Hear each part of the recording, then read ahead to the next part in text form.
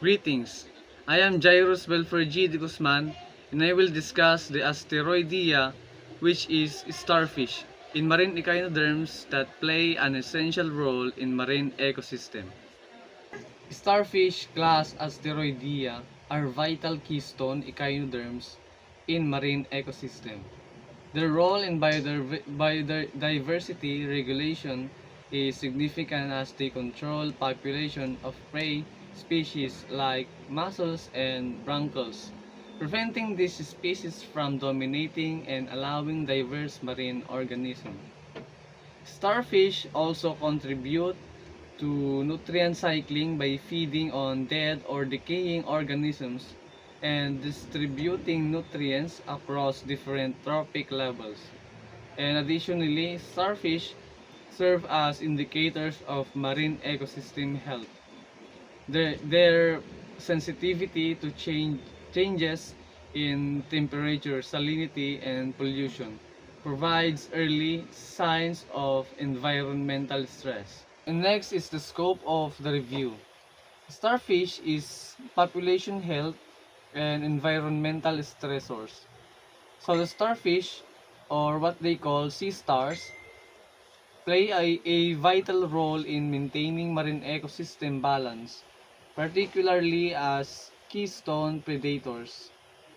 Impacts of climate change, pollution, and ocean acidification. So the first is climate change. Rising sea temperature cause thermal stress impacting starfish metabolism, reproduction, and immune responses, and pollution, chemical pollutants, plastic waste, and agricultural runoff degrade water quality. Ocean acidification, increased carbon dioxide levels lower and pH of seawater. And the last one is long-term effects of sea star. Wasting syndrome. SSWS is devastating disease causing lesions, limb loss, and death in starfish. Biodiversity loss. Starfish diversity decrease impacting the broader marine ecosystem. Importance of the review. Keystone. Species regulating prey population. Starfish are keystone species that regulate populations, prey such as mussels and sea urchins. By controlling these populations, starfish prevent overgazing and ensure the stability of the marine food web. Next is to maintain biodiversity and ecosystem balance. Through their predatory roles, starfish help maintain species diversity in marine ecosystem, contribution to marine habitat structure and nutrient cycling. Starfish influence the physical and biology structure of habitats like coral reefs and tidal zones. Their feeding and movement contribute to nutrient cycling, adding in the redistribution of organic matter and fostering habitat productivity. Summary of the articles. Ecological importance. Apex predators. Controlling prey species. Mussel clams. Prevention of resource monopolization. So apex predators such as sea star play a crucial role in maintaining ecological balance by controlling prey populations like mussels and clams. This prevents any single species from monopolizing resources, ensuring biodiversity and healthy ecosystem dynamics. Threats: habitat destruction, population, and ocean acidification. SSWS causing significant population declines. Sea stars. Population face significant challenges due to habitat destruction, population, and ocean acidification, all which degrade their natural environments. Additionally, sea stars wasting syndrome (SSWS) has caused severe population declines. Next is methodology, field observation and laboratory experiments. Regular monitoring of water quality parameters like temperature, salinity, and pH helps understand the natural environmental conditions influencing the studied population. Monitoring quality temperature, salinity, and pH. Controlled experiments simulate varying environmental conditions to observe their effects on the population's behavior, physiology, or reproduction. Long-term population dynamics and environmental correlation. Tracking population changes over an extended period allows for the identification of patterns and trends. Key findings. Keystone role. Regulate marine invertebrate populations. The species under study plays a critical role in regulating marine invertebrate populations, maintaining ecosystem balance by controlling prey populations. It, it, its absence could lead to trophic cascades where unchecked prey growth disrupts the ecosystem.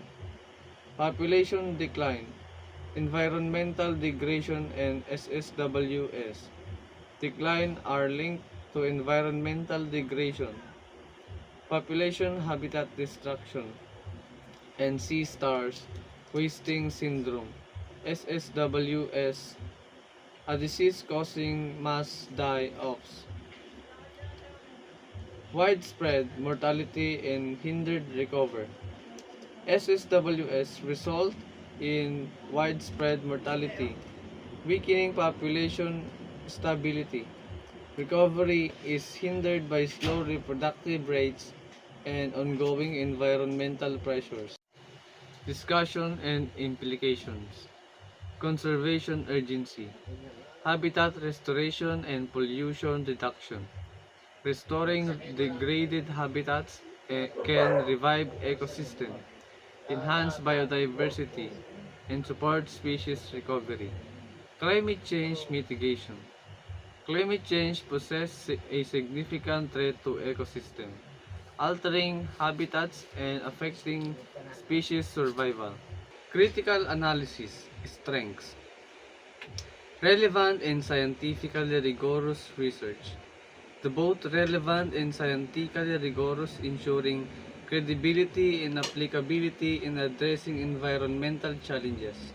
Novel approaches for SSWS tracking and bioindicator use. Novel approaches to tracking surface seawater salinity (SSWS) and using bioindicators provide innovative tools that enhance monitoring.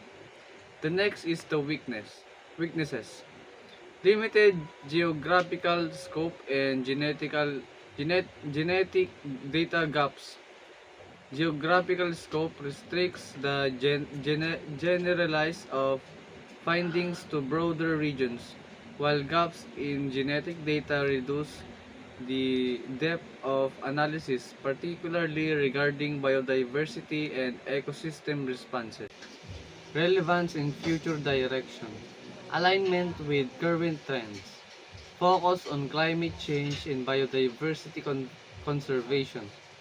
Climate change and biodiversity conservation are at the forefront of global environmental concerns. For the future research, genetic resilience studies. Research into genetic resilience is critical for identifying traits that enable species to adapt to climate stressors, effects on larval development, and global conservation frameworks. Rising temperatures, ocean acidification, and habitat degradation impact larval stages of many species, particularly marine organisms. Synthesis with literature. Alignment with prior studies on keystone species and SSWS impacts. Contribute to marine ecology and conservation policy development. The synthesis with literature on keystone species and sea star wasting syndrome underscore the critical role of keystone species like sea star in maintaining ecosystem balance. Understanding contributes to marine ecology by refining knowledge about the interconnectedness of marine species, addressing disease outbreaks, and implementing measures to protect these crucial organisms, ensuring the resilience of marine ecosystem. Conclusion.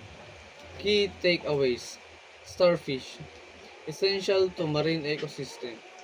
Starfish play a crucial role in maintaining marine ecosystem by regulating population of other marine species. Conservation needed to combat environmental threats and SSWS. They face significant threats including environmental changes and sea star wasting syndrome. Recommendation. Genetic diversity research. Studying genetic variations in starfish can improve understanding on their resilience and aid in disease. Global framework for habitat protection. Implementing international strategies to safeguard marine habitats ensure the long-term survival of starfish and their ecosystem. Once again, I am Jairus Belford G. de Guzman from BSF 2B, and thank you.